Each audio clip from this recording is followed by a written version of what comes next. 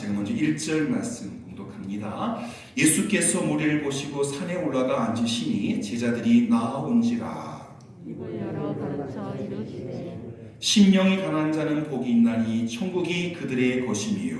평안한 자는 복이 있나니 그들이 위로를 받을 것이며 온유한 자는 복이 있나니 그들이 땅을 기업으로 받을 것이미요.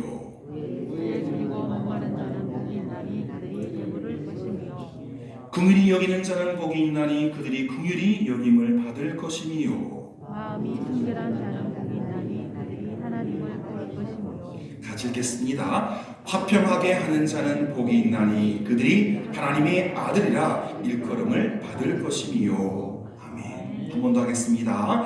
화평하게 하는 자는 복이 있나니 그들이 하나님의 아들이라 일컬음을 받을 것이미요. 우리 아들들은 아들이라고 말씀하시고, 그럼 나는 아들이 아닌데 또 섭섭하시잖아요, 그죠? 자녀란 말인데 이제 그 man이라는 말이, 영어로 man이라는 말이 남자를 일컫기도 하지만 이 사람을 통틀어 일컬을 때 man이라고 해요.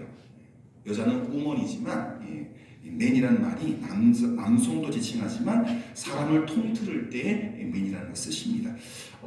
여자분들이 섭섭해하시니까 여자분들은 하나님의 딸, 남자분들은 하나님의 아들. 마지막으로 한 번 더 읽겠습니다. 9절입니다. 시작. 화평하게 하는 자는 복이 있나니 그들이 하나님의 아들이라 일컬음을 받을 것이며. 아멘. 딸들 여러분 조금 낫습니까? 딸들 하면 그 이제 뭐라 그러죠? 이게 그 남성 명사로 지칭할 때 조금 서운하시나요? 그렇진 않죠. 다 이렇게 남성 명사로 되어 있어도 괜찮습니다. 감사합니다. 늘 감사합니다. 이게 중성화 여기 보셔야 돼요. 이게 아들 뭐 남자 할 때 거기다가 여성분들은 여성 명사 이렇게 나를 향한 말씀으로 보시면 좋습니다. 이제 다음 주가 되면 새해 마지막 이제 그 마지막 8번째 복을 말할 터인데요. 이게 이제 제가 말씀드렸잖아요. 이게 복은 복이지만 그리스도인으로 성도 거룩하게 부름받은 성도가 가져야 할 인격이고 성품이다. 그죠? 그런데 이게 뭐 첫 번째 열리고 두 번째 열리고 세 번째 열리고 이게 차근차근 맺혀진 게 아니라 이 8개 가지가 동시에 맺혀지게 된다는 것이죠. 오늘 우리가 깊이 묵상하고 싶은 주제는 화평케 하는 마음, 화평하게 하는 마음인데요. 이 화평하게 하는 마음은 그리스도인이 세상을 향해 나아갈 때, 세상에서 하나님 믿지 않는 성도가 아닌 사람들을 대하고 공동체를 대하고 나라를 대할 때 어떤 태도를 취해야 하는가를 예수님께서 세 번째로 인간관계 속에서 성도다움을 지키려고 하면 이래야 한다. 세 번째로 말씀해 주신 부분이죠. 그것은 바로 쉽게 말씀드리면 7자로 혹은 8글자로 화평케 하는 마음, 8글자로 화평하게 하는 마음인데 그걸 3글자로 주면 화해자. 뭐라고요? 화해자. 화해를 만드는 사람. 오늘 보면 마지막 마태복음 5장 9절을 보십시오. 화평하게 하는 자는 복이 있나니 그들이 하나님의 아들이라 하나님의 딸이라 일컬음을 받을 것이다. 여러분 아마도 이 발산 마을에 뭐 행동하고 말할 때마다 이 분란을 일으키고 또 그 사람이 지나가면 시끄러워지는 트러블 메이커, 사건을 일으키는 트러블 메이커 있지 않습니까? 그래서 어떤 사람은 뭐 이렇게 마을에 혹은 가정에 또 교회에 또 나라에 그 문제를 자꾸 풀어가는 좀 나를 손해보고 나를 희생하면서 또 평화를 만들어가는 사람도 있습니다. 그렇게 깨어진 화평, 깨어진 평화를 복구해가는 화평을 만들어가는 자에게 복이 있는데 하나님의 자녀라 불린다는 거죠. 이게 큰 복이라는 거죠. 여러분 진정한 그리스도인은 진정한 하나님의 자녀, 진정한 예수 그리스도의 제자는 평화를 사랑할 뿐만 아니라 평화를 좋아해요. 평화를 깨뜨리지 않게 스스로 노력해. 근데 깨진 평화가 있으면 그것을 달려가서 그 깨진 평화를 만듭니다. 그냥 평화 깨진 걸 보고 뭐 누가 하겠지, 그거는 화평자가 아니에요. 달려가서 그 깨진 그 화평을 보고 이거 어떡하지, 이거 어떻게 붙이지, 막 좀 도와주실래요? 내가 혼자 힘이 약하면 어떻게 해서 이렇게 막 맞춰보고 끼워보고 이 깨진 화평을 이렇게 하나로 만들려고 하는 사람이 바로 평화를 만드는 사람입니다. 그리스도인은 세상과 다른 사람에 대해서 긍휼의 태도를 취하고 깨끗한 마음을 대할 뿐만 아니라 하나님과 사람, 그리고 사람과 사람 사이에 중재 역할을 합니다. 지금 러시아와 우크라이나 사이에 누가 끼어야 됩니까? 끼일 사람이 없어요. 미국은 끼는 게 아니에요. 왜? 우크라이나 편이기 때문에. 유럽연맹 우크라이나 편이에요. 끼일 사람이 없으니까 화해자가 없는 거예요. 중국이 화해자가 되겠습니까? 북한이 화해자가 되겠습니까? 안 돼요. 이 화해자가 없으니까 이건 계속 충돌이 되는 것입니다. 양보가 없으니까. 또 우크라이나도 이참에 지금 막 계속 승리를 잡으니까 빼앗겼던, 전쟁 전에 빼앗겼던 그 땅을 찾기 위해서 욕심을 내고 있거든요. 그래서 이 전쟁은 아마 계속할 것 같아요. 중간에 화해를 만들어주는 나라도 없고 또 그것을 할 수 있는 그런 화해자가 없어요. 안타깝게도. 누군가 하나님과 사람, 그리고 사람과 사람 사이에 중재 역할을 해줌으로써 평화가 임하도록 적극적으로 헌신하는 사람이 필요한데 바로 그가 화해자라는 것입니다. 오늘 주제인 이 평화는 우리가 세 가지 측면에서 생각해 볼 수 있어요. 이 평화가 어떤 평화냐? 누구와의 관계에서 임하는 평화냐? 첫 번째 평화는 우리와, 나와 하나님이 평화에 대해 여쭙겠습니다. 속으로 대답하십시오. 하나님과 내가 평화롭습니까? 속으로 대답하십시오. 또 우리 발산 주민 이웃들과 저희가 동쪽에 살죠? 서쪽 사람들과, 전라도 사람들과 평화하십니까? 그리고 세 번째, 여러분 자신과 평화하십니까? 바울도 그랬잖아요. 선한 일을 하려고 하는 나와 악한 일을, 사단에게 붙잡은 악한 일을 하는 나와 이 충돌된다. 쉽겠다, 힘들다. 오호라. 그죠? 하나님과의 평화, 이웃과의 평화, 나 자신과의 평화. 이 세 가지 평화가 다 완벽해야 평화를 이루시는 것입니다.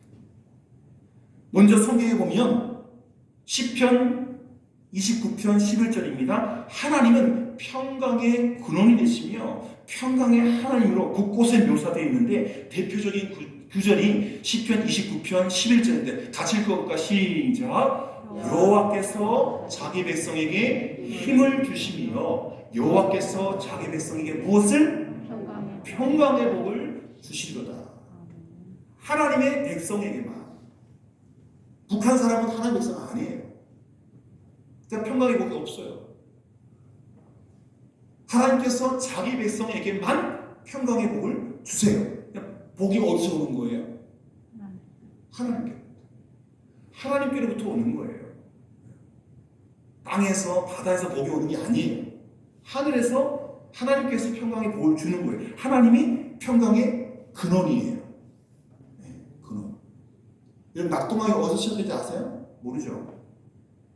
울릉도에 물이 있어요. 그 물이 시작되는 추산에 그 샘 근원이 있어요. 가보면 이렇게 우물같이 이렇게 좀 샘같이 돼 있는데 잘 보면 밑에서 이렇게 뽕뽕 올라오는 게 거기가 근원이에요.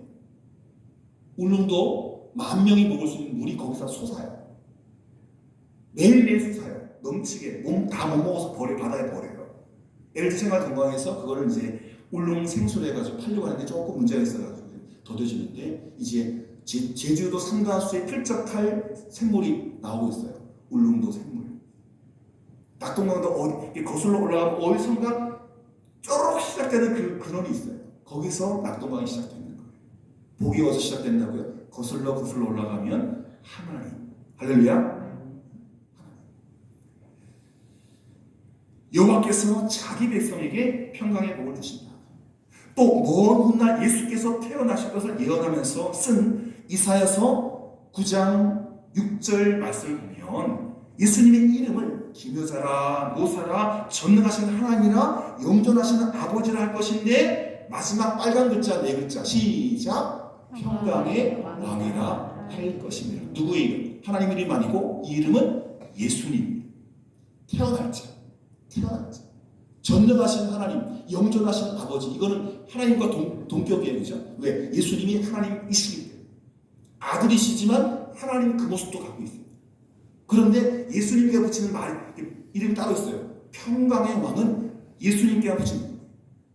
전능하신 하나님 이것, 영존하신 아버지 이건 하나님과 예수님 같이 붙일 수 있지만 이 평강의 왕은 예수님께 붙입니다. 그래서 나중에 예루살렘에 올 때 평강의 왕이니까 뭘 탔어요? 백마 탔나요? 흑마 탔나요? 예? 새끼 나귀를 탔잖아요.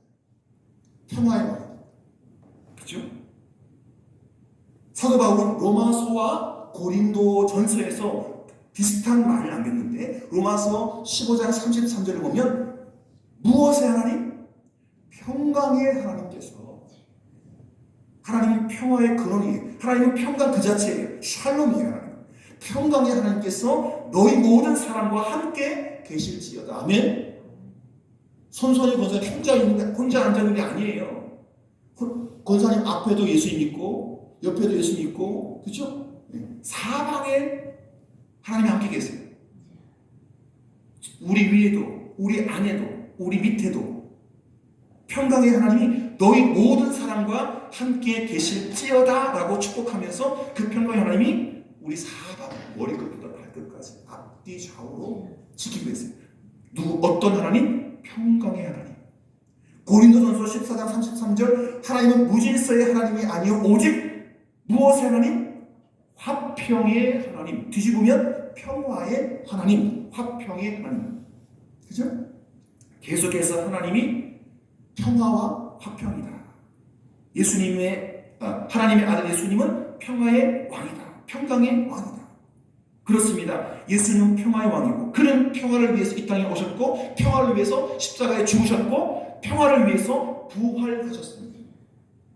누가복음 2장 14절 성탄절마다 선포되는 말씀. 예수님께서 이 세상에 오실 때 천사를 통해서 이런 말씀하셨어요. 예수님께서 이 말씀을 이루십니다. 지극히 높은 곳에서는 하나님께 영광이요 땅에서는 하나님이 기뻐하시는 사람들 중에 뭐다? 평화다.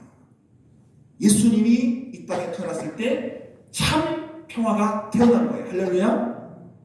그러니 우리가 동방박사가 돼서 소물꾸러미 갖고 주님을 만나야 돼요. 우리가 드리는 황금, 우리가 드리는 유향, 우리가 드리는 몰약 이게 주님이 주신 샬롬에 비할 수가 없는 거예요.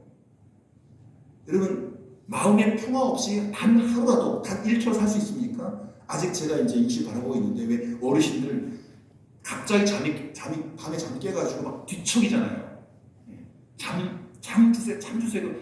잠이 안 와가지고 막 고통스러워하잖아요. 저는 깨면 올라가서 기도하고 성경 보고 하니까. 그런데 저도 나이 들면은 그죠? 은퇴하고 나면 뭐 그렇게 그럴 새 없으니까 또 그 잠과의 싸움이 될 것 같아요. 1분 1초라도 평화 없으면 고심하고 누워있지만 가시방석인 거죠. 좌불안석이. 평화의 하나님이 우리를 지켜주시는 것입니다. 그런데 그 평화가 누구에게 임하느냐? 땅에 하나님이 기뻐하시는 사람들 중에만. 하나님께서 기뻐하지 않는 사람 중에는 평화가 없어요.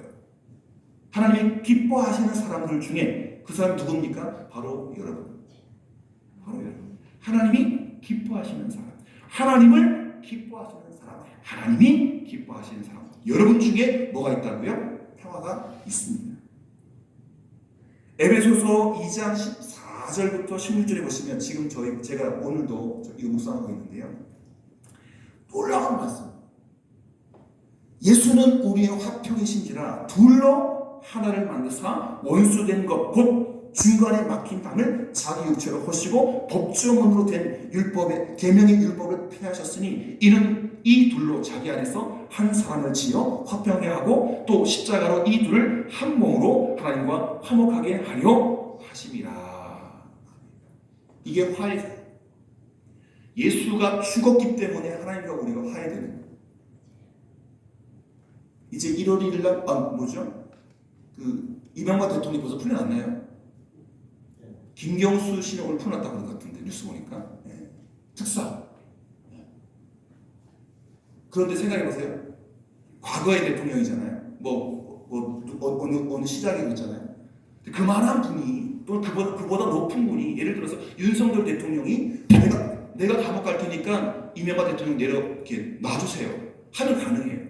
예를 들어 클린턴 대통령이 미국 대통령이 와가지고 클린턴 맞죠? 맞나요? 미국 대통령이 와가지고 내가 수감될 테니까 한국 대통령 전 대통령 이게 더 큰 사람이 오면 죄 없는 더 큰 사람이 오면 이게 가능한데 예를 들어서 이명박 대통령을 내보내야 되는데 제가 가서 대신 형을 사드릴 테니까 이명박 대통령 너무 위대한 분이니까 죄를 좀 사해주세요. 안 돼요. 이건 더 큰 사람이 오면 죄가 사해지지만 죄가 없는 더 큰 사람. 근데 비슷한 작은 사람이 오면 이게 안 되는 거예요.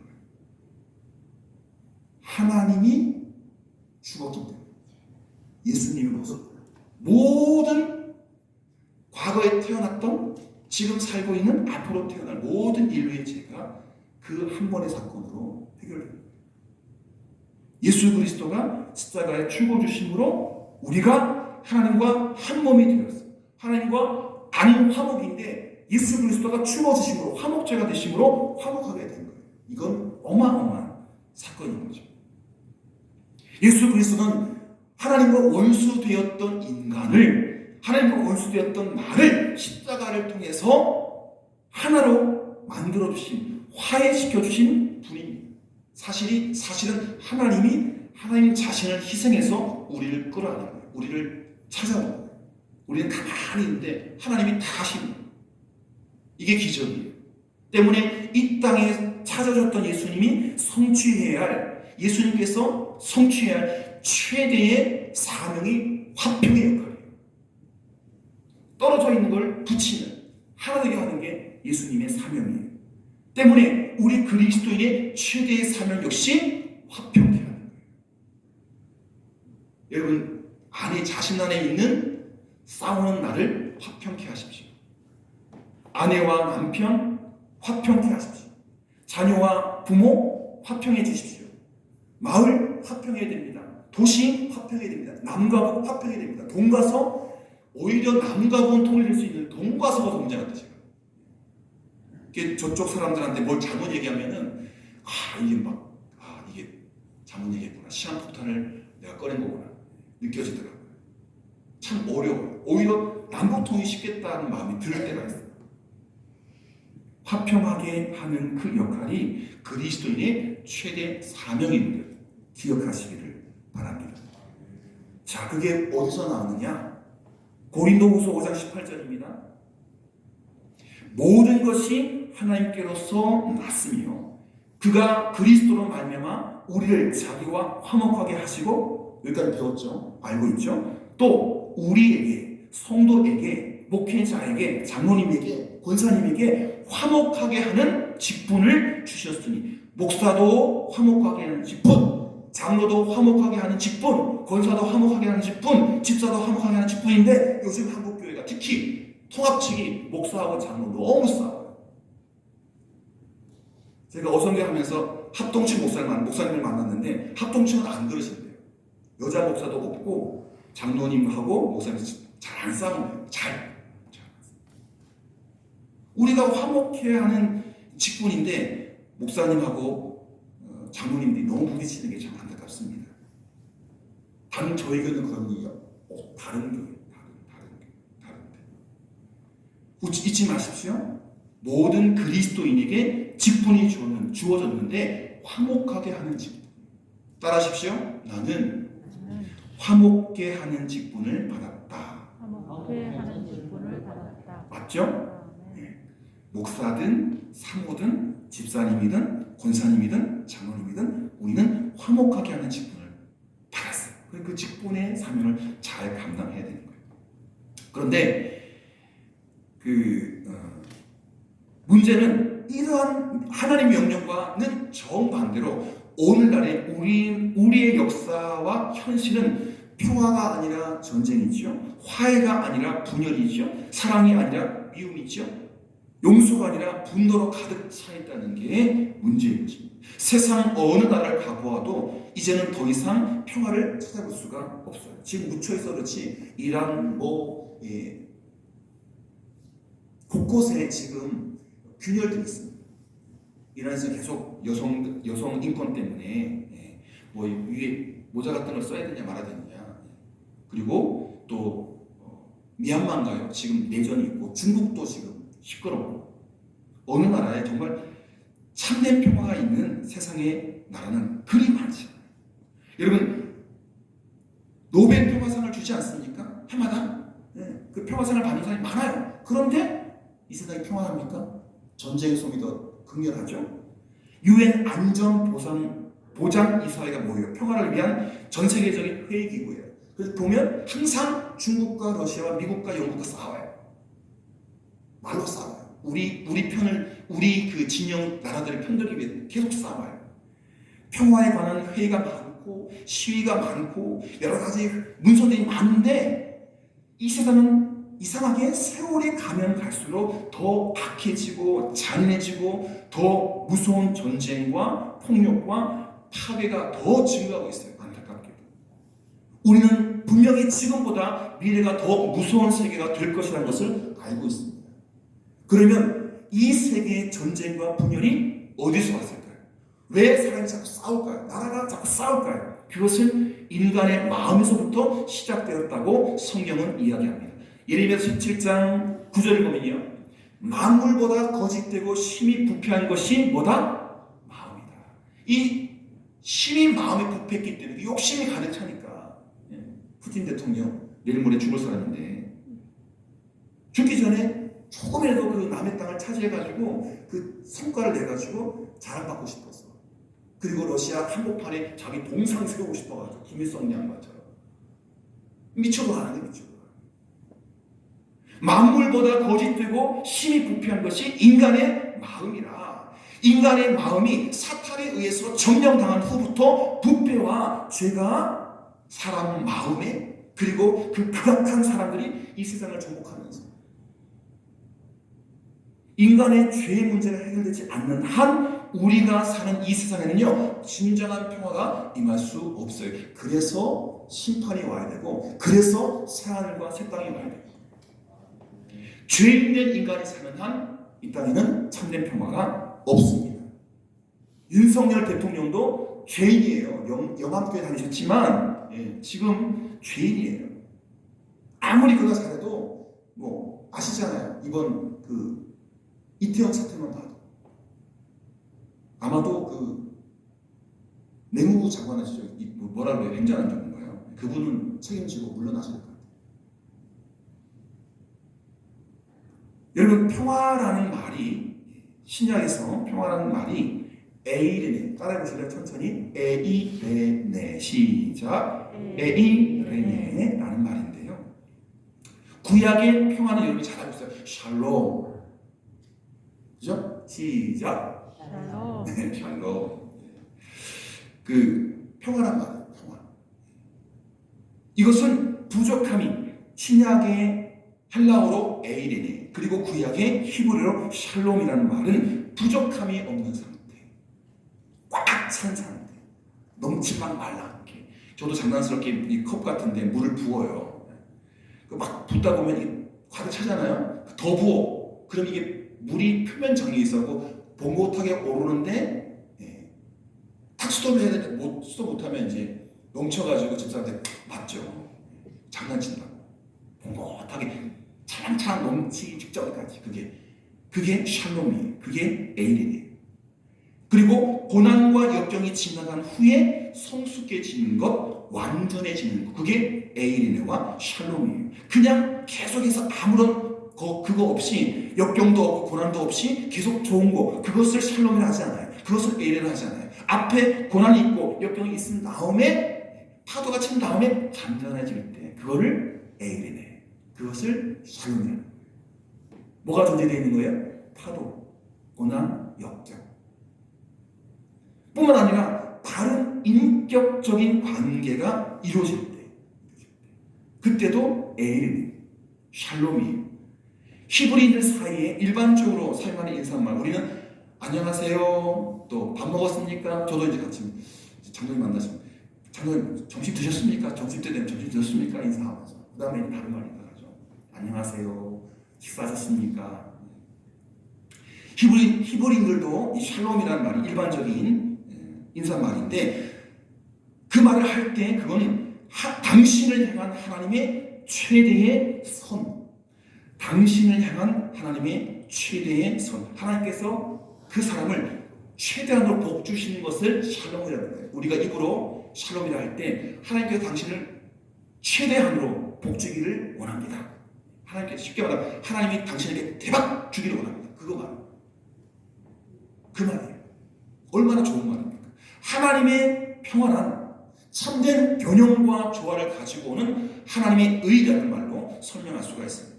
또 하나님의 의의 통치가 있는 곳에 진정한 평화가 있게 되죠. 때문에 평화의 정의는요, 하나님의 의와 연결시켜서 생각해요. 인간적인 복이 아니에요.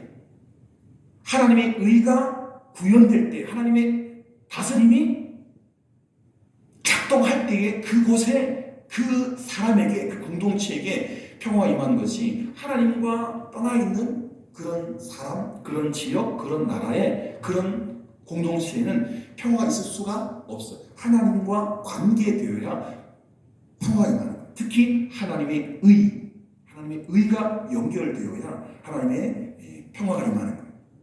단순하게 모든 것이 다 잘 되고 문제가 없는 상태가 평화가 아니에요. 네. 여러분, 평화와 편안이 틀린 거예요. 아니, 편안하다. 편안한 것이 평화로운 게 아니에요. 단순하게 모든 것이 잘 되고 문제가 없는 상태는 편안한 것이 평화로운 게 아니에요. 예수 그리스도가 지배하는 것, 하나님의 의에 통치되는 것, 그 나라와 그 의가 내 안에, 우리 안에, 마음 안에, 나 안에 충만한 것, 그게 평화인 거예요. 그래 우리나라는 평화로울 수가 없어요. 교회가 부분이잖아요. 그렇잖아요? 그래서 그 부분 교회마저 지금 계속 역주행하고 있으니까 평화가 더 쪼그라들어졌죠. 성도가 가득 차야 돼요. 교회가 가득 차야 돼요. 그래야 평화의 땅에 임하는 거예요. 근데 그렇지 않다는 거죠. 그의 나라와 그의 의가 충만한 것, 그게 평화예요. 시편 85편 10절을 보면 인애와 진리가 같이 만나고 의와 화평이 서로 입맞추었으며, 하나님의 의가 없는 곳에 평화가 없는 것입니다. 언제나 죄가 있는 곳에 이기적이고 교만한 자아가 도사리고 있습니다. 이것이 바로 평화를 깨버리는 원인이 됩니다. 어제 끔찍한 뉴스 들으셨죠? 한 30대 청년인가요? 살던 집에 사랑하는 여인을 죽여가지고 그 집을 쟁취하고 억대 빚을 지고 택시 기사를 죽여가지고 옷장에 넣었다가 또 다른 여인이 옷장에서 이상해서 문 열어보니까 시신이 있어가지고 조사하다 보니까 앞서 살렸던 여자도 행방을 몰라 죽였다고. 내가 사이코패스. 우리나라 왜 그렇습니까? 참 안타깝습니다. 나만 아니에요. 내가 한 대 때리면 저 여인이 아플 거라고, 저 사람이 죽으면 가족들이 심각해질 거라고 생각 못하니까 사람을 죽이는 걸 우습게 생각해요. 머릿속에서 관계에 대한 게 없거든요. 관계에 대한, 사람 죽이는 것을 장난 삼아서, 놀이 삼아서. 여러분 아이들 그 게임 하잖아요. 그저 제가 누구 게임 성경 공부 갔다가 포항중앙교회 부목사님 아들이에요. 게임하는데 칼로 탁탁 죽이는 거잖아요. 많이 죽여야, 빨리 죽여야 한 스테이지를 하고 다음 스테이지로 가요. 죽이고 쏘고 막 푹푹 터뜨리고 그렇게 노니까 칼 들고 찌르고 충격 땡기고 하는 것들이 장난스럽게 그냥 재미로 찌르고 재미로 땡기는데, 그게 진짜로 그런 아이들이 크면 거침없이 칼 부립니다. 총을 쏘고. 참 안타깝습니다. 죄가 있는 곳에, 언제나 죄가 있는 곳에 교만하고 이기적인 그런 사람들이 도사리고 있고, 그런 사람들이 평화를 깨버리는 원인이 되는 것입니다. 야고보서 3장 6절에 보면 시기와 다툼이 있는 곳에는 혼란과 모든 악한 일이 있습니다. 시기와 다툼이, 이기적인 사람 때문에 시기가 생기고 다툼이 생기거든요. 그렇게 시기와 다툼이 생겨버리면 혼란과 모든 악한 일이 그곳에 모여들어요. 우리 발사는 그런 것이 되지 않기를 축복합니다. 여러분이 버팀목이 되고 여러분이 감시자가 되어서 시기와 다툼이 올 때 여러분들이 희생하시고 화평자가 되어서 물리쳐야 됩니다. 평화란 의의 회복이고 하나님 주권의 회복인 줄 믿습니다. 로마서 5장 1절을 보시면 그러므로 우리가 믿음으로 의롭다 하심을 받았으니 우리 주 예수로 말미암아, 우리 주 예수 그리스도로 말미암아 하나님과 화평을 누리자. 이게 참된 평화의 시작. 하나님과 우리가 화평을 누려야 그 다음 평화가 차근차근 이루어지는 것입니다. 그렇죠? 죄인은 우리가 예수 그리스도로 말미암아 의롭게 되고 우리의 본성이 거듭날 때에 진정한 평화가 찾아오는 것입니다. 하나님과의 관계가 회복되기 때문에 평화는 단순히 초가집이 있고 냇물이 흐르고 비둘기가 있는 저런 풍경이 아니라 하나님의 의의 통치가 이루어진 상태가 평화입니다. 하나님의 거룩과 영광의 광채가 있는 것이 평화로운 것입니다. 그저 초가집 한 대 있고 냇물 흐르고 비둘기가 구구구 노는 그 풍경이 평화로운 게 아니라 하나님이 좌정에 계십니다. 그 그림에 하나님이 계셔야 된다니까. 어떤 사람이 평화라는 주제의 그림을 그렸습니다. 그것은 한가하고 평화로운 농촌의 모습이 아니라 비바람 치고 폭풍이 무섭게 불어오는 험악한 날씨에 작은 새 한 마리가 절벽 벼랑 사이에 안심하고 깃들여져 있는 모습이었어요. 그냥 새가 그냥 둥지에서 안심하고 있는 게 아니라 바깥에 큰 그림 보면은 비바람이 치고 폭풍이 불고 무섭고 험한 날씨가 있는데 그 절벽 벼랑 틈 사이에 새들이 모여있는 거, 어미새 밑에 새끼 있습니다. 그게 평화인 거예요. 여러분, 결코 아니라는 것이 평화가 아닙니다. 기막힌 현실 속에서, 힘든 현실 속에서 하나님의 의의 통치를 바라보면서 피난처이신 그분께 피할 때에 바로 그것이 평화인 것이죠. 바깥에는 무섭고 험한 날씨가 폭풍이 치고 있는데 그 절벽 벼랑 사이 그 틈바구니 안에 도망쳐 있는 그 어미새와 새끼새, 정확한 곳에 도망간 거예요. 하나님의 가슴 안, 하나님의 품 안, 우리가 피할 곳이 바로 거기가 평화가 있는 곳입니다.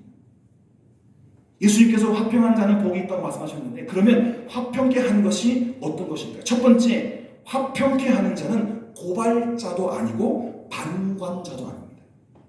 그리스도인을 고발하고 충고하고 심판하기 위해 보냄받지 않았습니다. 고발하시면 안 돼요.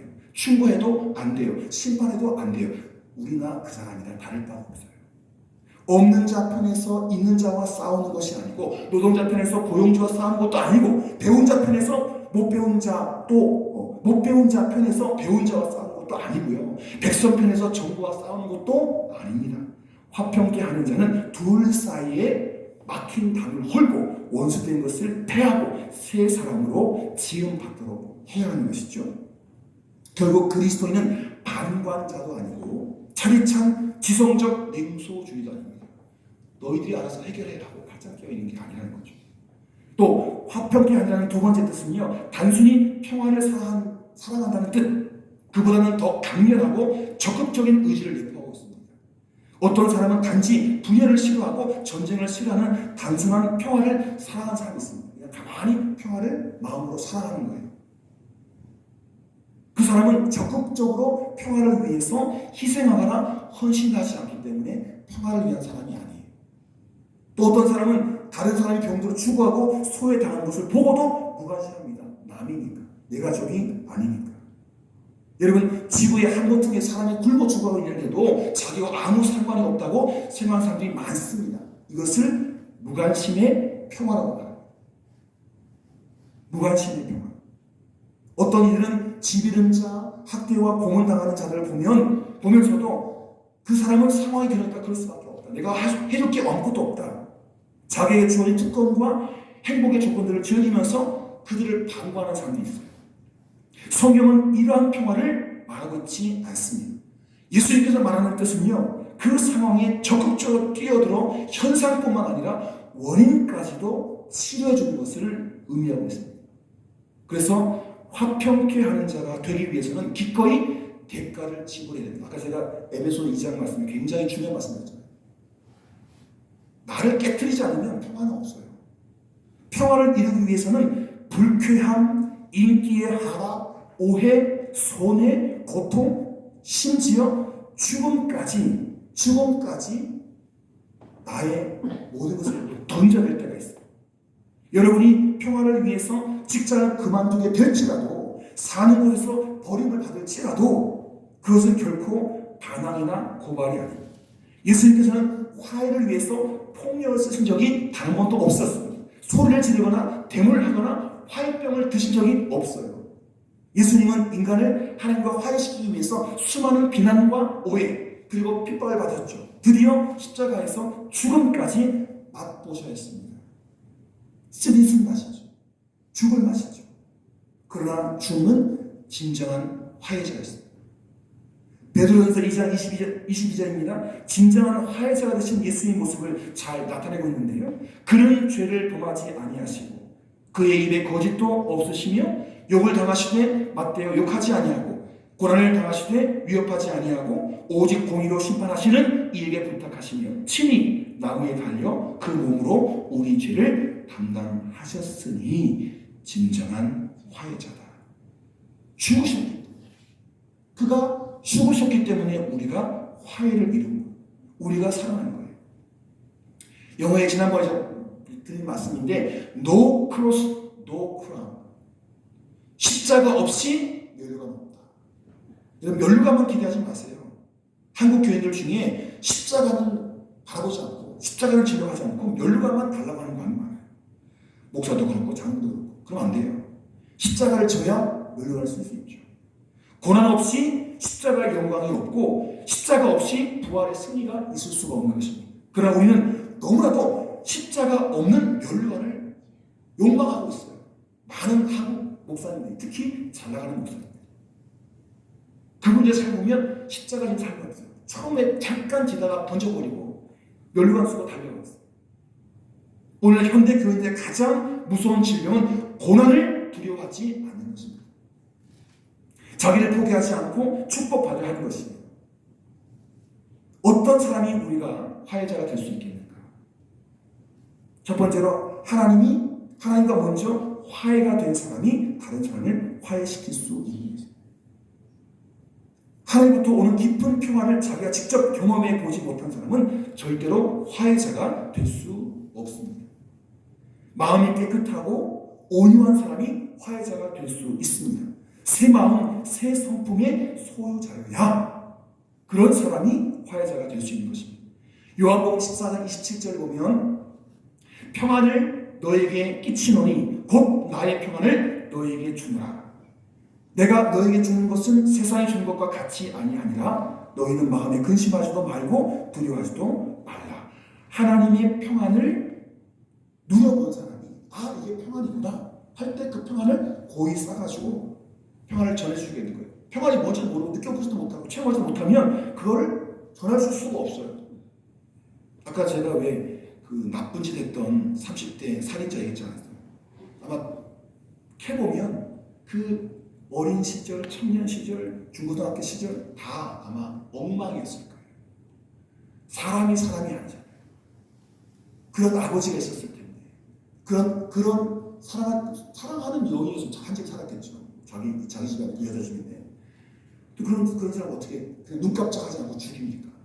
그리고 뭐 파밀리도 떨어진 곳에 던져놓고 벽장 안에 넣어놓고 말도 안 되죠. 두 번째로 화해자는 다른 사람을 하나님께로 인도할 수 있는 사람입니다. 화해시키면 그 다음에 전도자가 되는 거예요. 여러분 우리가 화해자가 되는 이유는 뭐냐? 그 화해자가 참다운 전도자가 될 수 있기 때문이에요. 전도자는 하나님과 사람 사이의 화해가 무엇인지 아는 사람입니다. 하나님과 화해가 이루어지기 전에는 인간에게 근본적인 화해가 없기 때문에 모든 불화는 하나님과의 불화에서 시작됩니다. 그러므로 인생의 모든 문제는 언제나 하나님에게로 돌아와야만 해결되거든요.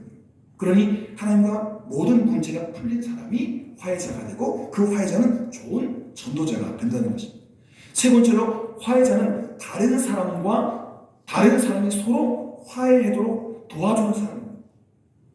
서로의 약점이나 문제점을 용서하고 도와주고 문제를 더 심각하게 만들지 않아야 되는 건데, 화해자는 다른 사람과 다른 사람이 끼어가지고 서로 화해하도록 도와주는 사람입니다. 상대방끼리 서로의 장점을 보게 하고 또 서로 다른 점을 보지 않고 같은 점을 보게 합니다. 로마서 12장 18절에 보면 할 수 있거든 너희로서는 모든 사람과 더불어 뭐하라? 화목하라. 싸우지 말라는 거예요. 그럼 싸우면 안 돼요. 한 번 싸우면 영원한 원수예요. 할 수 있거든 너희로서는 모든 사람과 더불어 화목하라.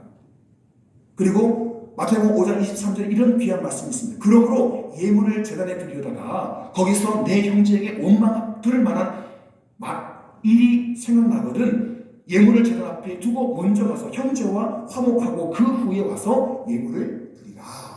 형제와 관계가 삐뚤어져 있는데 다투고 있는데 예물을 드리면 100만 원을 드려도 하나님께는 빵원이에요. 왜? 관계가 회복되지 않기 때문에. 100만 원을 드려도 빵원이에요.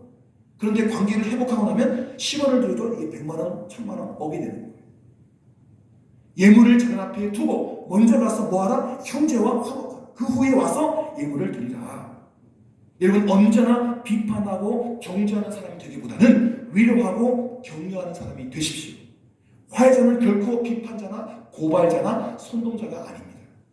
비록 다른 사람이 그런 마음을 가졌다 할지라도 서로 이해하고 사랑하고 격려해 줄 수 있는 마음으로 바꾸는 자가 화해자입니다. 화해자는 방법에 있어서 최선의 분열보다는 차선의 일치를 선택합니다. 화해자는 영웅이 아니라 순교자입니다. 제가 우리 장로님들 모시고 영웅이라는 영화를 보러 가려고 합니다.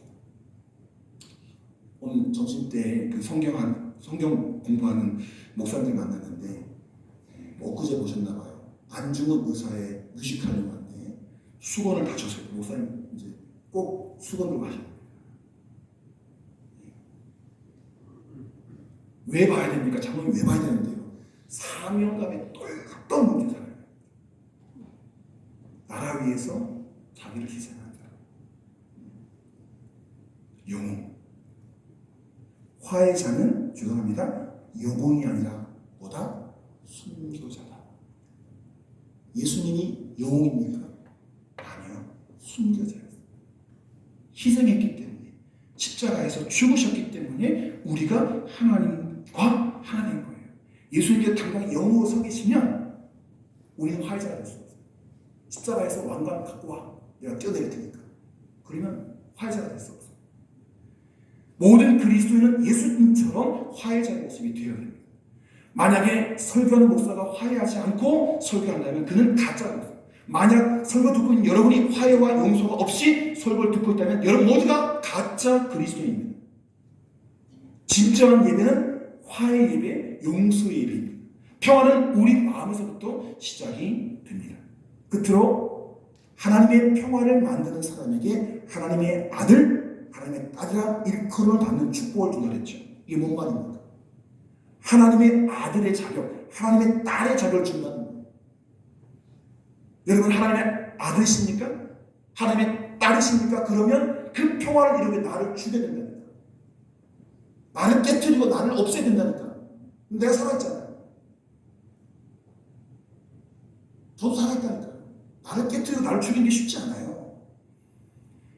그래야 되는데, 화해자가 되어야 되는데 하나님의 아들의 자격을 주시고 하나님의 아들의 능력을 준다는 거예요. 할렐루야. 이제 제가 중요한 말 하나 끝내겠습니다. 아들은 누구를 닮았습니까? 아버지를 닮았죠. 제가 아버지 어디를 닮았을까요? 많이 닮았어요. 지금 이제 딱 포항에 온 지 1년 됐는데 노회에서 또 제가 성경 공부한 거기서 대구에서 지금 맡은 일이 그냥 담임 목사가 아니라 맡은 일이 서너 가지가 돼요. 1년밖에 안 되는. 다 행정적인 일이에요. 그리고 역사가 지나가는 뭐 추설지 않아가지고 그 일을 제가 가서 해야 되는 거예요. 아들은 누굴 닮습니까? 반드시 아버지를 닮습니다. 여러분이 하나님의 아들이라면, 여러분이 하나님의 딸이라면 하나님을 닮아야 되지 않겠습니까? 근데 안 닮았어. 안 닮았어. 우리가 하나님의 아들이라면, 하나님의 딸이라면 하나님을 닮아가야 하는데 깨어진 평화를 나를 깨어서 나를 던져서 하나님 자체가 붙여갑니다. 그런 하나님의 아들, 딸로 쓰임만 우리 모두 되기를 축복합니다. 기도하겠습니다. 아버지 하나님, 우리 모두에게 화해자의 모습, 화해자의 온유, 그리고 화해자의 겸손을 주시옵소서. 우리가 세상에 나아가 적극적으로 세상 사람들을 화해시키고 그들을 하나님과 화해시킬 수 있는 사람들로 삼아주시고, 평화가 깨어진 곳에, 전쟁이 있는 곳에, 분란이 있는 곳에 우리를 보내셔서 그곳에 참된 평화를 만들어가는 일꾼으로 우리를 사용하여 주옵소서. 예수님의 이름으로 기도드립니다.